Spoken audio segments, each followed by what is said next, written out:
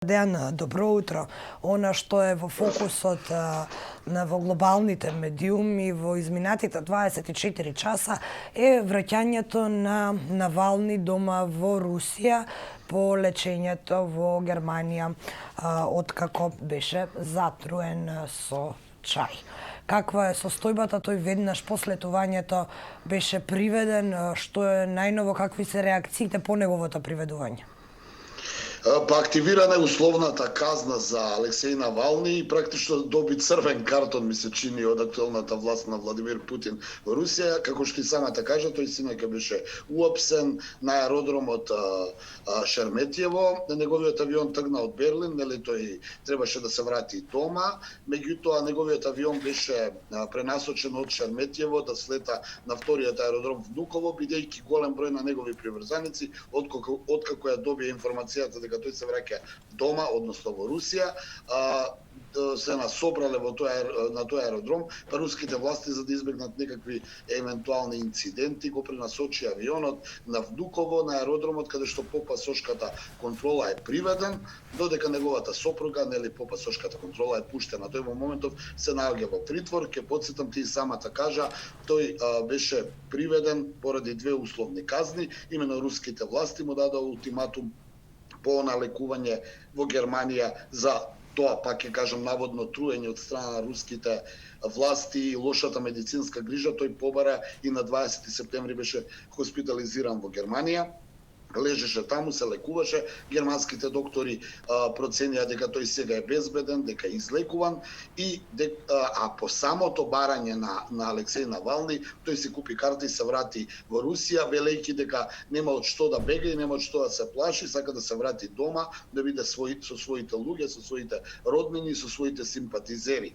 Тој беше уапсен вчера. Имаше една од причините зашто е уапсен се прекршувањето на условната казна. Именно руските власти му дадоа на Навални ултиматум 30 декември да е последниот ден или датум кога треба да се врати во Русија за да издржува онаа условна казна која има за некаква проневера на финансиски средства. Ке потсетам, тој има две условни казни, но едната веќе ја прекрши, па со самото пристигнување во Русија врз основа на тоа прекршување на условната казна, таа му е заменета со притвор, односно со правосилна казна. Оно што дава голема тежина на целата состојба е што Алексеј Навални е еден од, би рекол, последните, ако не и последен експониран опозиционен лидер и политичар кој долги години му пркоси на актуелниот претседател Владимир Путин, кој ми се чини единствениот опозиционен против кандидат кој би можел да му се спротистави на евентуални идни избори кои треба да дојдат, нели, наскоро. Меѓутоа, од друга страна, Алексеј Навални и на некој начин ги има симпатиите на Западот, а тоа се виде веднаш откако беше приведен. Европската унија и Соединетите американски држави побараа итно негово пуштање на слобода. Американската администрација на Доналд Трамп, која е во заминување со години, иако само реторички не се противеше на она што се случува во Русија и пред се на оние апсења и местенки политички кои му се правеа на Алексеј Навални, па дури и тоа труење наводно за кој Белата куќа и немаше некои многу големи забелешки, но оно што мене ми е индикативно е што Алексеј Навални одлучува по своја желба да дојде токму на 2 дена пред инаугурацијата на демократот Џозеф Бајден за претседател на САД. Ке потсетам, демократите, за разлика од претходната администрација која е сега во заминување, се многу повеќе критички настроени кон Русија, руската политика, рускиот начин на практикување на демократијата пред се на онаа на Владимир Путин. Па оттаму ми се чини дека ова апсење на Навални може би има и некоја политичка заднина за да биде некаква иницијална каписла за евентуално нарушување на ионака лошите односи меѓу САД и Русија кои се во најава од новата администрација на Џозеф Бајден.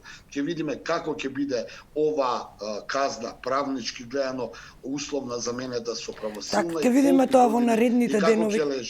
ќе ги следиме состојбите таму, сепак се уште е рано, тој неодамна беше приведен, но кога веќе ја спомена инаугурацијата на Бајден, за 2 дена мобилизирани се сите безбедносни служби во САД и се разговара за внатрешен тероризам, каква е состојбата што може да очекуваме за време на овој свечен чин.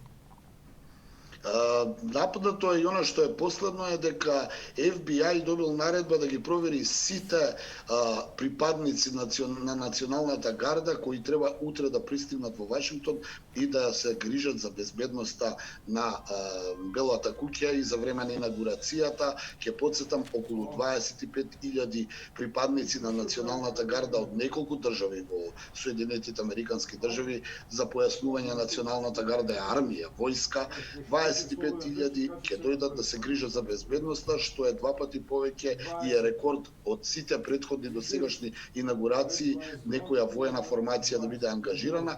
FBI и политичкиот врв во САД кој треба да ја заземе председателската позиција и администрација стравуваат дека може да дојде до големи судири и нереди, а најголемиот удар веројатно според сумневањата на безбедносните служби може да дојде однатре, па оттаму и FBI ја има оваа улога 25.000 припадници да провери кои се, што се, какви се и од каде се. Во меѓувреме и сојузните држави во Соединетите Американски држави, односно неколку сојузни држави, веќе ангажира националната гарда да ги обезбедува и тие федерални државни институции во своите сојузни држави, бидејќи стравуваат дека покрај Вашингтон може да дојде и до некои други вооружени судири на приврзаниците на Трамп, така наречени, тоа се крајно десничарски партии. Дејан, само уште сосем за крај на минутка до вести, нереди имаше и во Амстердам поради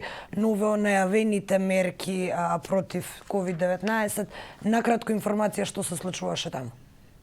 Па вчера имаше протести во Холандија, откако ги засили карантинските мерки, а имаше и во Австрија. Ќе потсетам дека и во двата града дојде до судир на демонстрантите со полицијата кои се противат на противењето продолжувањето на карантинските мерки во нивните држави поради пандемијата на COVID-19. Тие носеа пароли "Сакаме слобода", "Доста е заробеништво и робство". Се судрија со полицијата, но по кратките инциденти се повлекоа полицијата во Австрија уапси дури 300 припадници, односно приведе околу 300 припадници на овие демонстранти.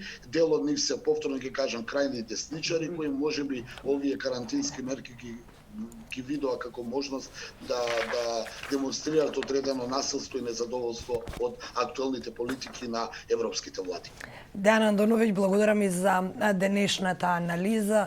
Утре повторно разговараш со колегата Саша Ордановски. Довидување.